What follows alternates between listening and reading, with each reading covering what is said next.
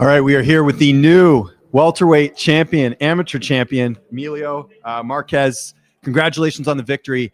That was a war, man. Entertaining fight. I'm sure you expected that going in. And, kind of my first question would be, obviously the crowd was very pro Jayden. I mean, a lot of people were here for him. Did you feed off that going, I'm going to spoil the party here? Kind of like your teammate Isaiah did on the last card for him. Yeah, man. We definitely did feed off of it. We knew it was going to – everything that happened is what we predicted. We predicted stepping into someone else's home, the fans cheering for him, trying to get in my head.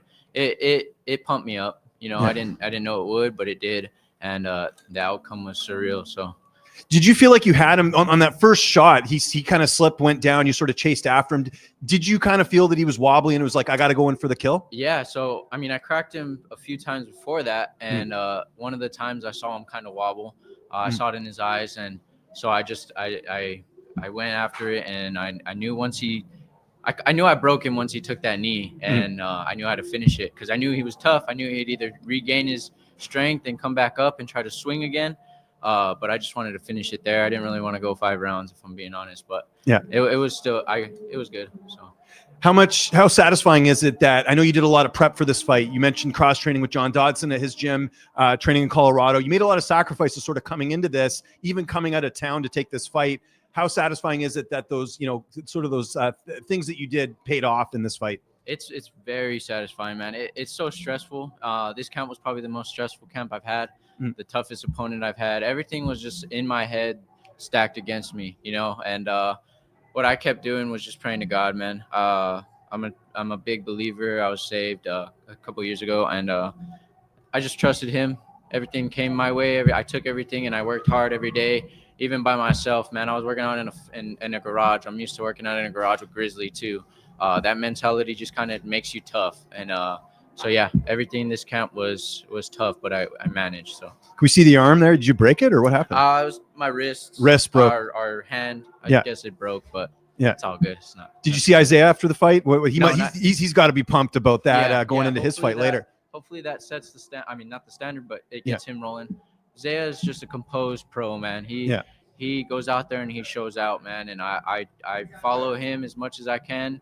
Because I know those Grizz, Isaiah, that's a high level of fighting, and I'm trying to learn every day, every fight. I learn something new. So we got some stuff to work on. Even though I won, I want to learn a little bit more. I got to work on some stuff and to make it proficient in the pro world. So yeah, him and Jeremy had a lot of high praise for you when I spoke to them yesterday, and I mean that's got to feel good. That I know you're progressing very well and you're making the right decisions and stuff, and you got to. I'm sure that confidence sort of came in tonight, knowing that you're on the right track.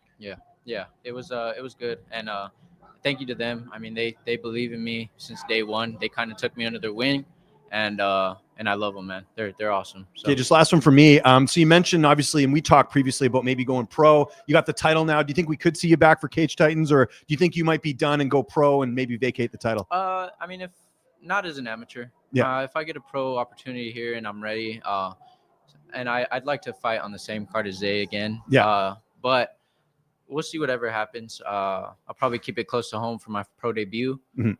But, anything can happen. So I'm going to let my hand heal, and we'll figure it out from there. There you go. What were your emotions coming into this fight? I was excited in a new place across the country. I've never been over here, so it was cool to experience. We went and walked around, but it was stressful, like I said. But everything worked out to plan, to God's plan. So I was excited. Biggest challenge fighting so far from home? Biggest challenge, just mentally, having trust in my training. Now I train a lot by myself and then cross train, like I said. But I found the right people to do it with, and I'm kind of getting in that groove. So hopefully for the next fight, it all goes a lot smoother. This one was a little choppy, but I still did what I did, and it's good. So. In that second round, when you got your first knockdown, what was going through your head? Was it like a blood in the water moment where you try to make sure you're patient to make some stupid mistakes? When I knocked him down? Yeah. Is that what you? Okay. The first time, yeah. I knew just to stay calm. Stay calm and composed. That was actually something that I leading up to the fight, walking out, I just had to stay calm because I knew all these nerves were. You get too excited as an amateur, and you try to go out there and just show out, and it's not good. You lose all your energy. So I had to stay calm each time we got up, and it worked out. Congratulations. Yeah, thank you, man.